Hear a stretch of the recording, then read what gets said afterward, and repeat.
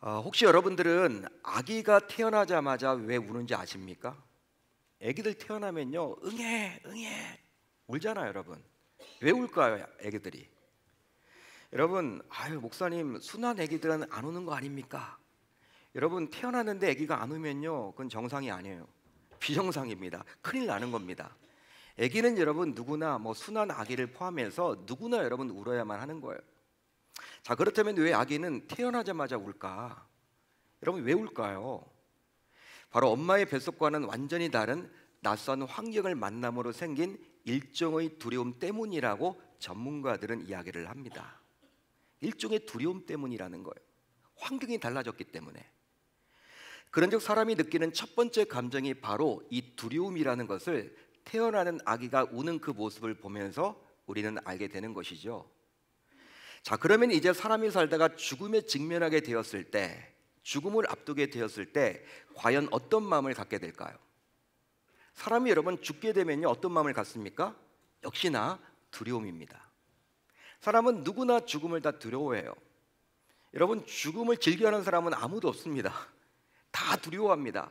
한 시간만이라도 더 살려고 그래요. 그래서 죽음을 피하고자 몸부림을 치죠. 죽음이 없었으면 좋겠다, 이런 생각들을 다들 합니다. 그뿐 아니라 사람은 살면서 이런저런 이유로 이제 두려움을 만나게 되죠. 삶이 여러분 두려움의 연속 아닙니까? 따라서 사람은 요람에서 무덤까지 두려움이란 감정을 느끼면서 살아간다고 말할 수 있는 거예요. 요람에서 무덤, 그 사이에 온통 있는 것이 다 두려움이다. 그런데 두려움을 피하려고 아무리 노력해도 피할 수 없는 것이 바로 무엇입니까? 이 두려움이라는 거예요. 결국 이런 두려움으로 인해서 생긴 초조, 불안, 공포, 염려, 걱정, 근심, 불면증이 생기게 되죠. 이 두려움으로 인해서 염려가 생기는 것이고, 공포가 생기는 것이고, 낙심이 생긴 것이고, 여러 가지 여러분 문제를 만나게 되는 거예요. 따라서 두려움만 없다면 우리는 높은 삶의 질 속에서 보다 행복하게 삶을 살아갈 수가 있겠죠. 행복하기를 원한다면, 진짜 행복하기를 원한다면 이 두려움의 문제를 처리해야만 합니다. 하지만 현실은 어떨까요? 예수님을 믿는 신자임에도 불구하고 하루에도 순간순간 여러 다양한 이유로 우리는 두려움을 갖게 됩니다. 자, 이제 오늘 말씀 안으로 들어가 보려고 그래요. 여러분들이 오늘 말씀 안으로 들어가 보시면 하나님께서는 자신이 세운 이사야 선지자를 통해서 자신의 백성들에게 친히 찾아오셨습니다. 자, 1절을 보세요. 1절을 보시면 하나님께서는 야곱아, 이스라엘아 라고 친근하게 부르세요. 야곱아, 이스라엘아. 여러분, 야곱아, 이스라엘아, 이는 자기의 백성을 부르시는 하나님의 따뜻한 마음이 담긴 음성입니다. 자, 그렇다면 하나님께서는 왜 자기 백성들을 야곱아, 이스라엘아 라고 부르시면서 찾아오셨을까요? 하나님께서 왜 찾아오셨습니까? 그 이유는 바로 1절과 5절을 보면 나와요. 1절과 5절을 보면 나오는데, 당시 백성들이 두려워하고 있었기에 두려워하지 말라는 말씀을 전해주고자 함입니다. 따라서 당시 하나님의 선민이었던 이스라엘 백성들조차도 신자인 저와 여러분들처럼 두려움을 가지고 있었다라고 볼 수 있는 것이죠. 하나님께서 택한 민족이었던 선민 이스라엘 백성들조차도 두려움 속에 있었다라는 거예요. 실제로 이사야서를 보게 되면 두려워하다, 두려워하다, 히브리어 단어로 야레라는 단어인데 무려 34번이나 나옵니다. 그러니까 오늘 말씀만 나와 있는 게 아니에요, 여러분.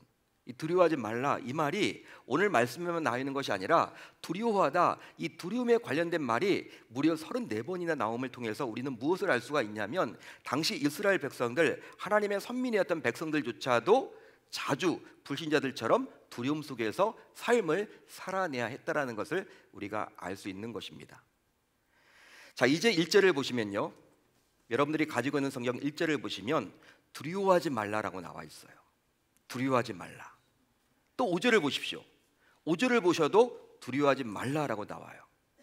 연속해서 2번 이렇게 나옵니다. 두려워하지 말라. 따라서 짧은 이렇게 구절 가운데 두 번씩이나 연속해서 하나님께서 두려워하지 말라고 말씀하사 이는 당시에 백성들이 몹시 두려워하고 있음을 우리에게 보여주고 있는 거예요. 강조해주고 있는 것입니다. 당시 백성들도 너희와 동일하게 두려움 속에서 삶을 살았어. 그것을 우리에게 보여주고자 있는 거예요. 실제 얼마나 백성들이 두려워했기에 당시 하나님께서 친히 찾아오사 두려워하지 말라고 말씀하셨을까요? 그러면 이들은 왜 당시 두려움을 갖게 되었습니까? 또 여러분들도 두려움을 가져본 기억이 있으시겠지만 두려움의 감정은 쉽사리 사그라들지 않아요. 사라지지 않습니다. 한번 두려움이 오게 되면요, 이게 여러분들 쉽지 않아요. 떠나간다는 거예요. 따라서 아무리 하나님의 음성을 당시 백성들이 들었다 하더라도 백성들은 과연 두려움에서 쉽게 벗어날 수 있겠습니까? 혹시 이 말씀을 듣는 여러분들은 두려움에 사로잡힌 적이 있으신가요? 있으신가요? 어쩌면 지금도 무언가로 인해서 두려움에 사로잡힌 채 이 예배를 드리고 계실지도 모르겠어요. 자, 그렇다면 혹시 여러분들은 두려움에서 벗어날 수 있는 나만의 특별한 비책을 가지고 계십니까? 여러분, 당시 백성들이 두려워했던 이유는 바로 눈앞에 보이는 현실과 상황이 너무나도 비참하다 보니 불안을 느꼈기 때문이에요. 이 불안 때문에 두려움을 느끼게 된 것입니다. 실제로 당시 백성들이 겪고 있던 현실적 상황은요, 녹록지 않았어요. 절망 그 자체였습니다. 소망이라고는 전혀 찾아볼 수 없는, 기대라고는 전혀 찾아볼 수 없는 절망 그 자체였음을 우리가 알 수 있죠. 실제 이사야 40장부터 48장까지는요, 오늘 우리가 이사야 43장을 살펴보고 있는데 이사야 40장부터 48장까지는 이사야 선지자가 활동하던 시대로부터 약 100년에서 150년이 지난 시절, 바벨론에 포로된 이들, 하지만 그들이 회복될 것임을 약속하는 맥락에서 주어진 하나님의 말씀이에요. 당시 이스라엘 백성들은 아마도 이방 땅에 포로된 자신들의 형편과 상황을 개탄하며 커다란 두려움을 안고 삶을 살아갔습니다. 힘겹게 삶을 살아갔어요. 매일매일 두려움 속에서 힘겹게 삶을 살아갔다는 거예요. 따라서 그들은 불안하며 고통스러운 형편과 상황으로 인해서 자신들이 과연 하나님의 백성인지, 또 그토록 초라한 자신들의 미래가 어떻게 될 것인지에 대한 혼돈을 안고 삶을 살아낼 수밖에 없었습니다. 아니, 우리가 하나님의 백성 맞나? 어떻게 우리가 하나님의 백성인데 어떻게 하나님이 살아계신다면 우리로 하여금 바벨론의 포로로 끌려가서 삶을 산단 말이야? 어떻게 그럴 수 있지? 아니, 하나님이 살아계셔도 혹시 우리를 버린 거 아니야? 내 삶과 처지를 바라보면 앞날이 보이지 않는데 이건 과연 어떻게 설명을 해야 되지? 마치 우리가 어떤 문제를 안고 열심히 기도했는데, 금식까지 하면서 기도했는데 응답이 전혀 없을 때 진짜 하나님 살아계신 건 맞나? 이런 여러분 생각을 가질 때가 있고, 아니 살아가시더라도 혹시 나만 외면해버리는 것은 아닌가? 나를 버리신 것 아닌가? 이런 마음이 든 것처럼 당시 백성들도 동일한 마음을 가졌다라는 거예요. 실제로 BC 722년 북이스라엘이 아수르에 의해서 멸망당했어도 남유다 백성들은 그들과는 달리 오히려 자신들은 하나님의 백성으로서의 정통성을 가지고 있다고 자부했습니다. 왜냐하면 남유다 백성들은요, 그래 북이스라엘 백성들이 멸망당한 것, 그들은 어쩌면 당연할 수도 있어. 그렇지만 우리는 달라. 남유다 백성인 우리는 달라. 우리는 다윗의 왕조를 계승한 정통성을 가진 하나님의 선민이야. 북이스라엘 백성들은 짝퉁이야. 어떤 의미에서는 다윗의 계보가 아니야. 그런데 우리는 다윗의 계보로 이어졌어. 따라서 이 다윗의 계보로 이어졌기 때문에 하나님의 선민이 맞아. 북이스라엘이 멸망당하더라도 우리 민족만큼은 멸망당할 수가 없어. 하나님이 버리지 않을 거야. 이렇게 여러분은 확신을 했는데 웬걸, 어떤 일이 벌어집니까? BC 586년 신흥 강국이었던 바빌론에 의해서 얼마 되지 않아서 멸망당하게 되었다라는 거예요. 그 결과 자신들의 신앙 중심지였던 예루살렘 성전은 불에 타버렸어요.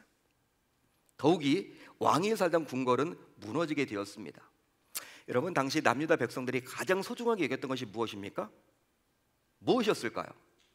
당시 백성들이 가장 소중하게 여겼던 것이 무엇이었을까요? 남유다 백성들은요, 신앙 공동체입니다. 그렇기 때문에 하나님을 만날 수 있는 예루살렘 성전이 최고였습니다. 그런데 웬걸 바벨론에 의해서 그 성전이 불에 탔어요. 여러분, 하나님이 불에 타 죽은 겁니다. 그들은 그렇게 생각을 할 수밖에 없는 입장이에요. 이거 어떻게 설명을 해야 되지? 그뿐 아니라 그 성전 안에 있던 많은 여러분 성물을 빼앗기게 되었어요. 성물은 여러분 하나님께 제사 드리는 도구 아닙니까? 성물입니다. 성, 거룩할 성자를 붙이는 물건이에요. 근데 어떻게 빼앗기지? 어떻게 바벨론이 다 그것을 끌고 가지? 여러분, 당시 백성들은요, 이해가 안 되는 거예요. 자신의 머리로 여러분 신앙생활을 이렇게 열심히 해왔는데 자신이 닥친 그런 상황들을 바라보면서 이해할 수가 없었습니다. 더욱이 바벨론의 포로로 끌려가서 가족들과 헤어지게 되었죠. 그 결과 수많은 백성들은 이방 나라에서 포로 생활까지 해야만 했어요. 포로 생활은 종 노릇입니다. 따라서 포로로 잡혀간 이스라엘 백성들은 당시 두려움에 가득 찰 수밖에 없었다라는 거예요. 바로 앞으로 얼마나 더 비참해질지, 얼마나 더 큰 불행이 기다리고 있을지 알지 못했기 때문이죠. 그런즉 이런 처참한 현실 앞에서 어찌 당시 백성들이 두려워 떨지 않을 수가 있단 말입니까? 그렇습니다. 아마도 이들은 눈앞에 보이는 현실 앞에서 다음과 같은 두려움을 가졌을 거예요. 앞에서 제가 말씀을 드렸지만 자신들이 닥친 그 현실을 바라보면서 우리가 이처럼 힘든데 하나님께서는 왜 살아 계신다면 어떻게 우리를 이렇게 힘들게끔 하실까? 그뿐 아니라 살아 계신다면 혹시 우리가 버림받은 것은 아닐까? 여러분, 이런 마음을 가지고 두려움에 떨면서 그들은 살아갔습니다. 여러분, 하나님께서 백성들에게, 두려움에 떨고 있는 백성들에게 두려워하지 말라고 한 것은요, 그 백성들을 향한 하나님의 마음이에요. 하나님의 심정입니다. 그뿐 아니라 나는 절대로 너희들을 버리지 않겠다라는 하나님의 약속이에요. 할렐루야, 할렐루야. 자, 그래서일까요? 하나님께서는 백성들에게 다음과 같이 말씀하십니다. 우리 한번 1절 하반절을 같이 읽어봅니다. 시작. 내가 너를 지명하여 불렀나니 너는 내 것이라. 아멘. 너는 내 것이라. 이렇게 하나님께서 말씀하사 백성들이 누구의 소유라는 거예요? 백성들이 누구의 소유입니까? 하나님의 소유임을 분명히 하셨습니다. 실제로 지명하여 불렀다라는 것은요, 대상이 아주 많은 중에 친히 찜했다라는 거예요. 친히 선택했다라는 거예요. 어떤 예를 들면 좋을까? 고대 사회에는요, 노예 시장이 있었습니다. 노예 시장이 있었어요. 우리가 시장에 가서 물건을 사듯이 돈을 주면요, 당신은 사람 노예를 샀습니다. 여러 노예들이 여러분 줄져 서 있어. 그 가운데 주인이 여러분들 이제 딱 둘러보다가 한 여러분 노예에게 바로 너야 딱 찍는 거, 그리고 돈을 주고 사오는 것. 마치 하나님께서는요, 너야 라고 여러 사람들 가운데 저와 여러분들을 딱 찍어서 하나님께서 친히 소유로 택해 주셨다라는 거예요. 지금 그 말을 하고 있습니다. 우리는 너를 지명하여 불렀다, 이게 어떤 말인지 잘 와닿지 않아요. 당시 백성들은요, 노예 시장이 있던 시절이었기 때문에 이 말을 듣는 순간 충격 그 자체였겠죠. 아니, 눈에 보이지 않는 하나님이, 야, 그 엄청난 하나님이, 창조주인 그분이 나를 찍었단 말이야? 수많은 사람들 가운데 너는 내 거야, 침발랐다는 거야? 여러분, 당시 이 말씀에 여러분 충격 그 자체였을 거란 말이에요. 따라서 하나님께서는 백성들을 소유하셨기에, 이제 백성들의 주인이 되셨기에, 백성들의 주인으로서 이제 백성들의 앞날과 모든 것을 친히 책임져 주십니다. 할렐루야, 할렐루야. 여러분, 주인이 책임지지 누가 책임져요? 우리가 여러분 작은 여러분 구멍가게라도 우리가 여러분 이렇게 어떤 자영업을 하게 되면 알바생들이 여러분 아무리 많이 있고 종업원이 있어도 그들은 책임지는 법이 없어요. 누가 책임지게 돼 있습니까? 여러분, 주인이 책임지는 거죠. 가게 주인이 책임지는 거죠. 여러분, 하나님이 지금 그 이야기를 하고 있는 거야. 너희들 왜 두려워하고 있니? 너는 내 거야. 내가 찜했어. 너는 내 소유야. 네가 네 인생 책임지지 말고 내가 네 인생 책임져 줄 거야. 할렐루야. 그 말을 해주고 있다라는 거예요. 자, 그렇다면 그 주인이신 하나님은 과연 어떤 분이실까요? 여러분, 하나님이 어떠한 분이십니까? 바로 온 우주를 지으시고 다스리시고 지금도 경영하시는 만군의 여호와이십니다. 그런데 그 주인이신 하나님께서 자기 독생자의 피로 값을 치러서 백성들을 한 분 한 분 딱 찍어서 사셨다라는 거예요. 아들까지 죽이시면서까지 저와 여러분들을 선택하셨습니다. 택해 주셨습니다. 그러기 이제 백성들의 입장에서는 이 얼마나 든든하겠습니까? 실제 우리가 살아가는 이 세상에서도 부모가 좀 재력이 있거나 유명 인사면요, 그 자녀들은 여러분 어떻게 살아갈까요? 어깨에 힘이 들어간다 그래요. 전 그렇게 살아가 보지 않아서 잘 모르겠는데, 여러분 부모가 재력이 있거나 돈이 많거나, 예? 여러분 그냥 이름만 대면 다 알만한 그 유명 인사면요, 그 자녀들은요 그 부모 덕분에 어깨에 힘이 들어가. 발걸음도요 얼마나 당당한지 몰라. 뭐가 그렇게 당당한데? 하물며 이 세상의 모든 것을 창조하셨고 지금도 소유하시고 다스리시고 통치하시는 여호와 하나님께서 이제 친히 주인이 되어 주시니 이 얼마나 든든하겠습니까? 이제 백성들은요 하나님의 소유로서 살아가게 되었어요. 하나님의 소유가 되어서 살아갑니다. 그래서 이제 하나님께서는 이 백성들에게 다음과 같이 약속해 주셨습니다. 뭘 약속해 주셨냐? 몇 가지가 있어요. 우선 하나님께서는 백성들을 보호해 주십니다. 백성들을 보호해 주십니다. 오늘 본문 2절 상반절을 볼까요? 우리 한번 같이 읽어봅니다. 2절 상반절 시작. 내가 너와 함께 할 것이라. 아멘. 이 말은 너는 결코 혼자가 아니라는 거예요. 어떤 상황, 어떤 형편이 있었든지 너 혼자가 아니라는 거예요. 외로워하지 말라는 거예요.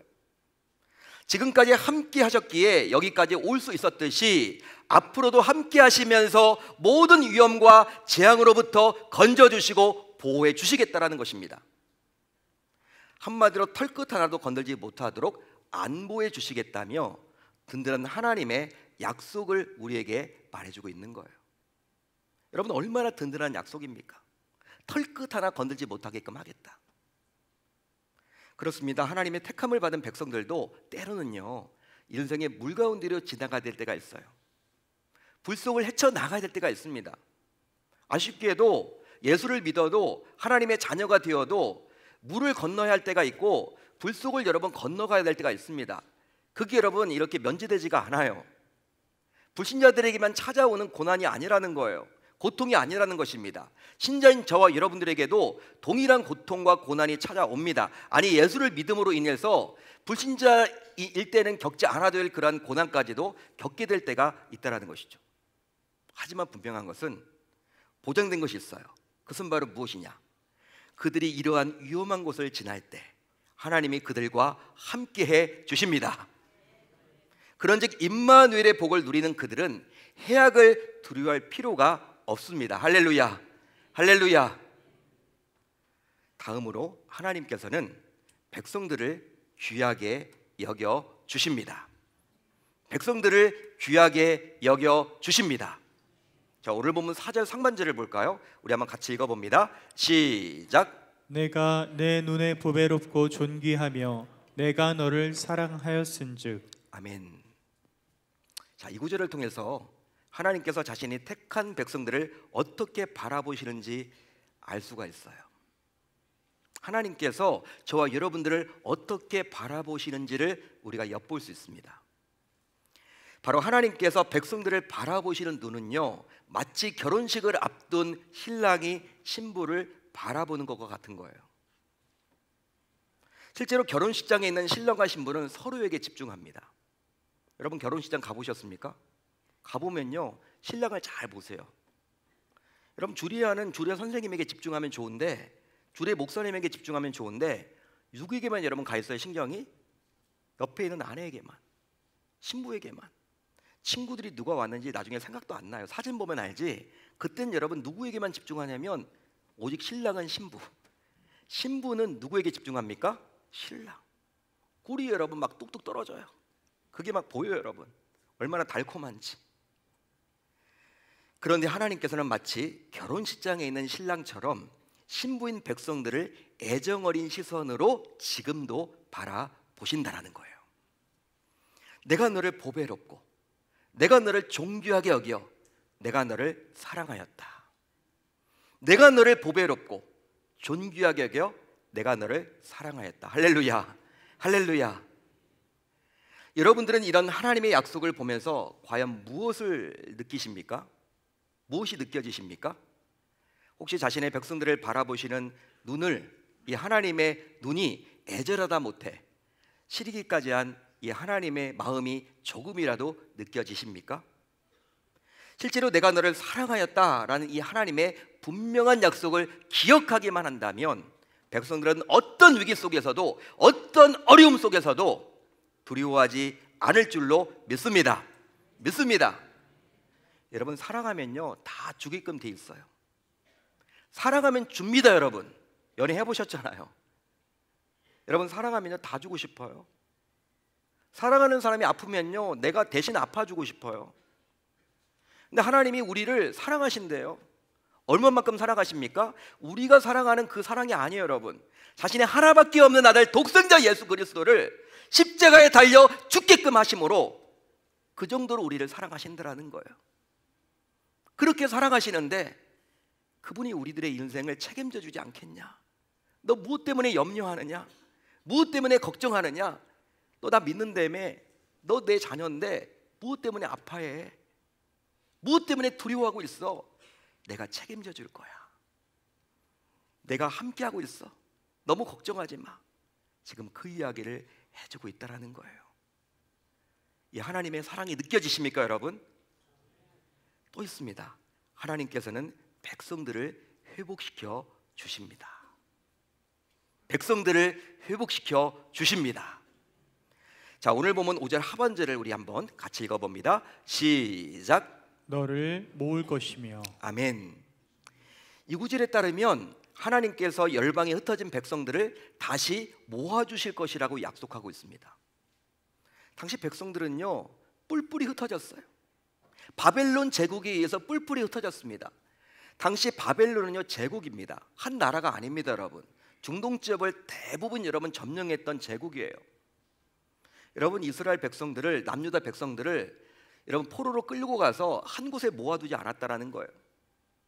여러분, 동서남북 제국의 여러분 곳곳에 그들을 끌고 가다가 그곳에 정착하도록 했어.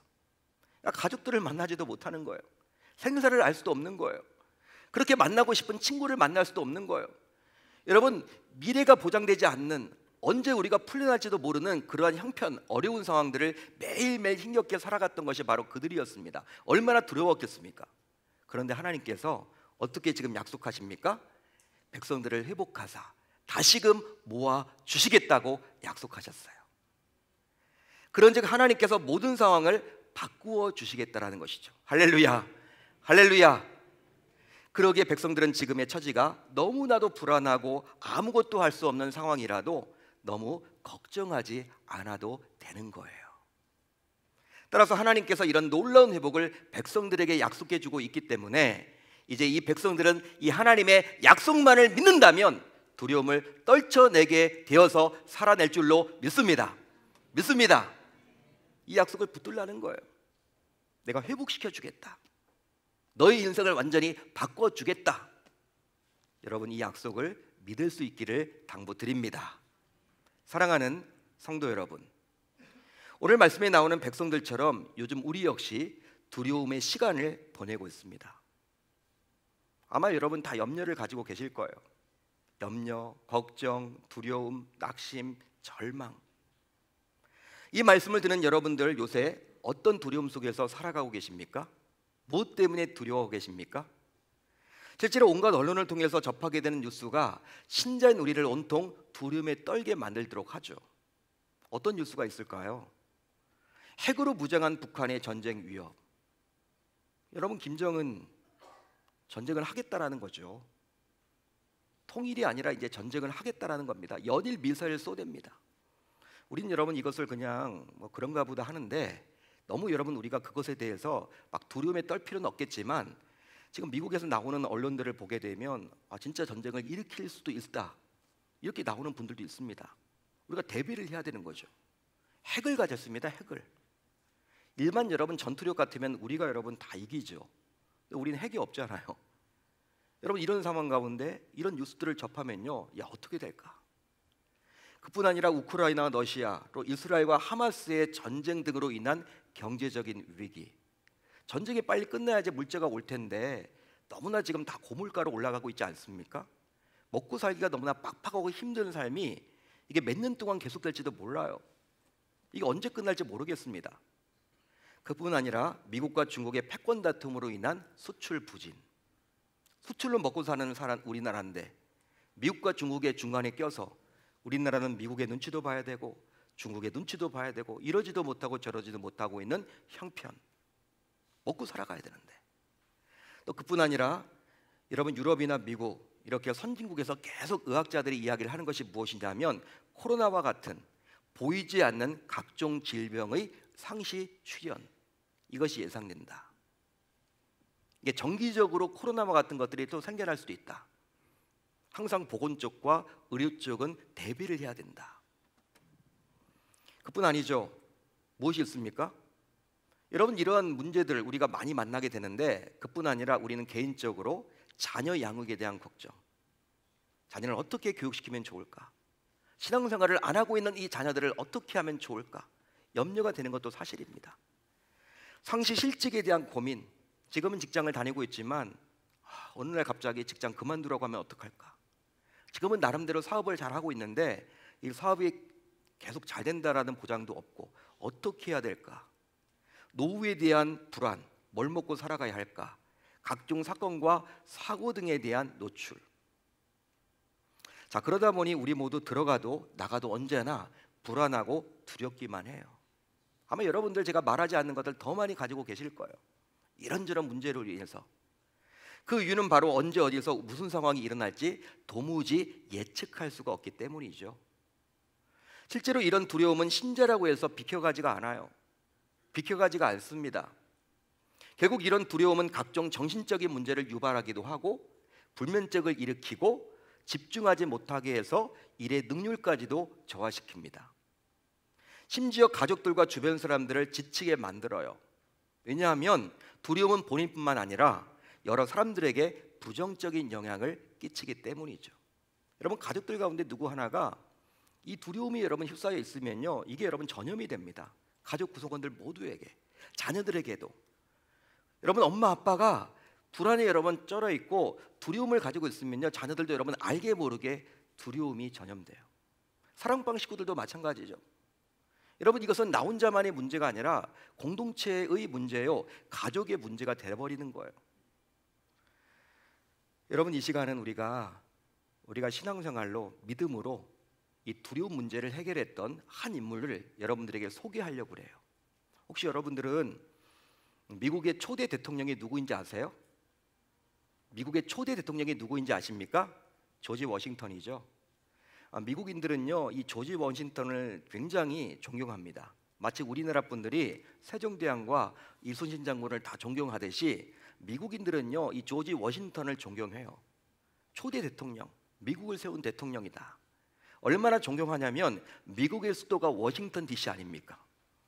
여러분 사람 이름을 그냥 가져다가 워싱턴 DC로 만든 거예요. 대통령 이름을. 그만큼 존경합니다. 하지만 그는 태어나면서부터 몸이 너무나도 약해서 곧 죽을 것이라는 이야기를 주변에서 많이 들었대요. 얼마 못 살 거야. 100일을 못 버틸 거야. 돌을 못 버틸 거야. 3살을 못 버틸 거야. 주변 사람들이 여러분 다 걱정했어요. 그런데 여러분 실제로 그는 17세와 22세에 무려 3번이나 말라리아에 걸렸습니다. 생사가 오갔어요. 지금은 약이 있지만 그 당시 약이 있겠습니까? 그뿐 아니라 19세 때 천연두에 걸렸고요, 20대 때 늑막염에 걸렸고 35세 때에는 급성 이질이 걸려서 또 생사를 오갔대요. 한마디로 종합병원이야. 여러분, 이 조지 워싱턴도 어릴 적에 여러분 이제 장성에서 청년 시절을 지나도 항상 죽음에 대한 두려움, 공포, 아프기만 하면 나 죽는 거 아니야? 왜? 너무 아프니까. 이제 죽기까지 아프니까. 여러분, 이 두려움 속에서 헤어나오질 못했대요. 심지어 40세가 넘어가면서 치아를 거의 사용하지 못하게 되어서 매일 밤 고통스러운 나날을 보냈대요. 잘 먹지도 못하고. 여러분, 그러니 그는 온갖 질병으로 인해서 이 두려움 속에서 헤어나오질 못했습니다. 그게 바로 그의 인생이었어요. 그렇지만 그의 부모가 참 위대했던 것이 무엇이냐면 끊임없이 그에게 어떤 말을 했냐면, 아들아, 너는 하나님의 영광스러운 도구야. 사랑하는 워싱턴아, 너는 사랑하는 하나님의 도구야. 너는 영광스러운 하나님의 도구야. 믿음을 심어줬다라는 거예요. 그 역시 이런 부모의 지속적인 말을 듣고 어떻게 되었느냐? 하나님께서 자신을 불러주셨기에 무언가 특별한 사명을 주셨다라고 믿게 되었습니다. 처음에 믿어지지 않았겠죠. 불평불만이 많았겠죠. 태어나려면 건강하게 태어나지. 아프기만 하면 항상 죽음에 대한 두려움을 갖게 되는 그 연약한 자신의 몸을 보면서 얼마나 비참한 삶을 살았겠습니까?